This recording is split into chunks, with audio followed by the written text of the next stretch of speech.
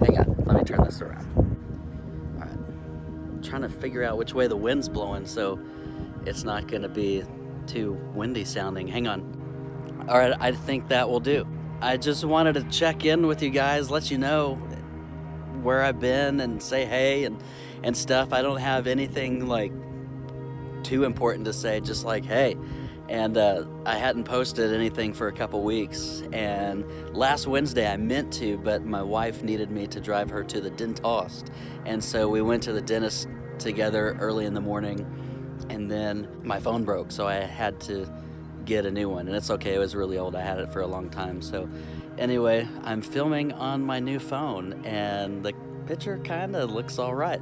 I've been able to get better pictures than I did last year. This is my second time at the Moody Center, and so it's just a wonderful place to be. It's in Northfield, Massachusetts.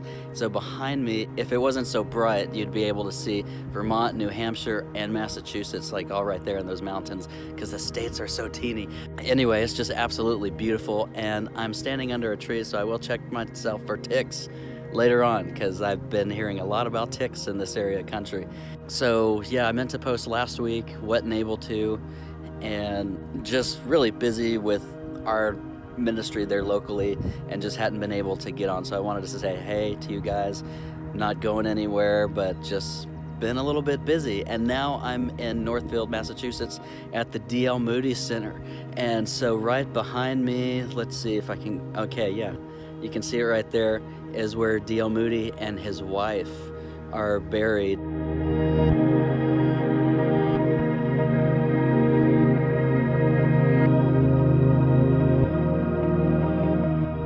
And then the house behind that is where D.L. Moody was born.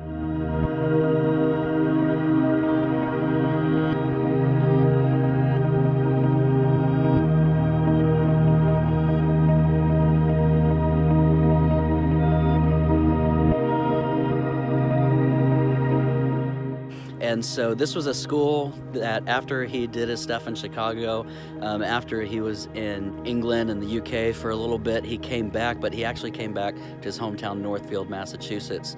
And he started a school for young women to give them skills to begin to earn a living. It actually ended up turning into a Bible school, then it turned into a co-ed Bible school that still had kind of the finishing school element of it. But you see this grass field that I'm standing in. During the summers of this school, what D.L. Moody did was he started having these humongous conferences. So like F.B. Meyer, Andrew Murray, and people like that during that time frame would come, and they would be the speakers at these conferences, and they used to have 30 trains a day coming in, and people would just fill this field to hear Moody and Murray and those guys.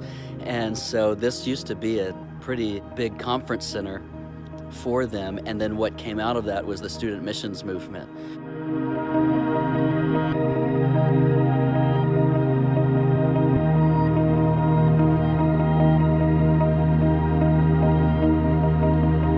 Students from other colleges started converging on this place, and it's a huge campus with buildings and stuff all over. They started converging on this place and started just going out to the nations. And actually, these trees, this clump of trees, I posted a picture of it on Instagram, is a special clump of trees.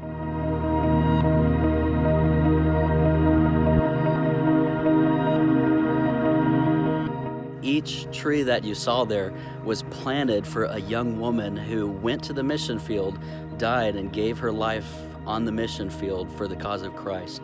And so that's why those trees are over there. Behind me, I don't know if you can see it through the trees, but back there, or is it that one? Might be that white stuff over there.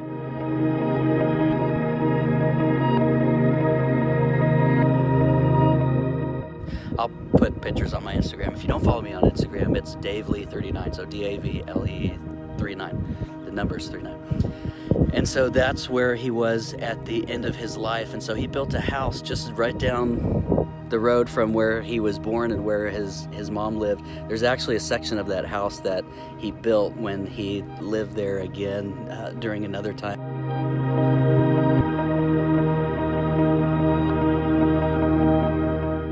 So I was inspecting his carpentry work because I'm a carpenter too. And Jesus was a carpenter. So if you're not a carpenter, you should be a carpenter. There's special spots in heaven for you if you're a carpenter, I think. But anyway, so this just became a scene for just what God was doing in that generation, with sending missionaries out to the nations with just passion and zeal, like to the point of, giving their life through martyrdom, and even through sickness. And one of our commitments in marriage is in sickness and in health, and they made that commitment for missions as well. And so anyway, it just moves my heart to see that. Like, I see those trees and it just like wrecks me every time. But anyway, this is just a nice place. After all that kind of went away, the school actually became a proponent of liberal Christianity and has kind of fallen by the wayside. And in recent years, Hobby Lobby actually ended up with this property because it was about to fall into secular hands. They're like, no, we want to preserve the legacy here in Northfield, Massachusetts.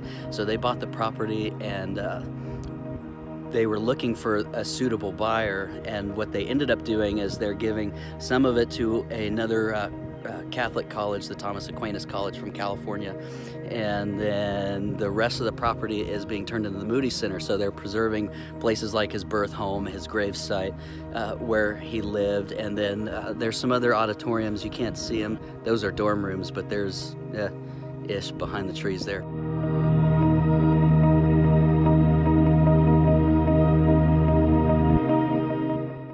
Where he did a lot of speaking out of as well. So I want to get into the museum again, because they've got some really cool Bibles of his that I want to get some pictures of and maybe some video, if they'll let me touch it. Oh my gosh, will they let me touch his Bibles? Probably not, but they weren't in glass last time I saw them, so I'm gonna see. Mosquitoes, man. I'm gonna see if we can get another tour so I can get back in there. And anyway, so that's kind of what's been going on. That's where I've been and where I'm at right now. I'm actually up here for a global leadership summit representing my city, San Antonio, for the 10 days of prayer that we do in the fall. If you follow my channel long enough or on my Patreon, then you know a little bit about the 10 days of prayer that I've been, because I mention it when it comes to that season. But it's just a consecrated time in the fall where we unite the church and shut down kind of normal programs and bring the church together for the sake of prayer, repentance, fasting, weeping, mourning, and there's joy in the morning too. And so we do have fun, but it is more of a just repentance for our nation and a focus on God and letting Him, even just as individuals, do a deep work on our heart. And so I love the 10 days because it's not a quick oil change thing, but it's just like, here's my heart, Lord, I submit it to you for 10 days. And it's just kind of gives Him space and time to do a deep work. We can take off of work and just focus on Him.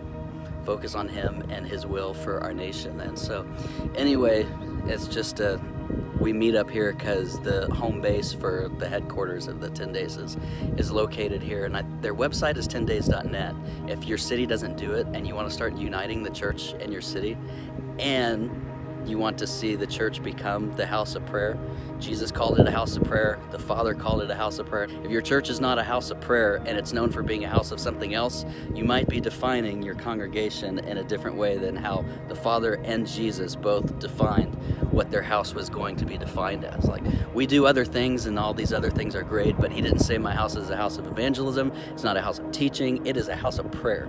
And so the prayer should be the undergirding, the fueling of all of the other kingdom work that we do and the Christian work that we do. So anyway, I didn't mean to get off, so maybe I did say something preachy-ish, but I just wanted to say hey, y'all, and get a video to you real quick. And I will be back home. I get off the plane on Saturday and go straight to our service, and then I'm probably gonna hibernate Sunday, and so I'll probably see you guys sometime next week, and I'm gonna get working on the book of Revelation is the next one I have coming up for the audio Bible. So anyway, y'all have a great day. Thanks for watching this video.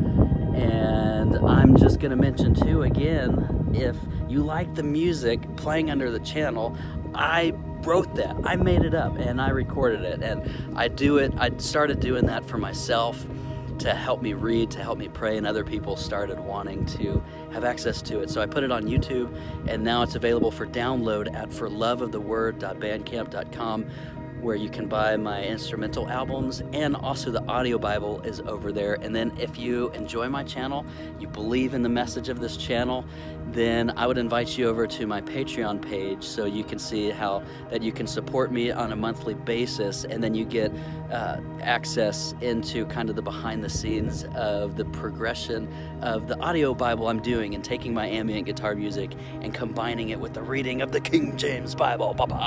Anyway, all right, so good to connect with you guys again. Does that make sense? Connect? Do people who are not Christians understand the word connect? Like, I'm connecting with you. Anyway, thanks for watching this video, and I will see you guys next week. Bye.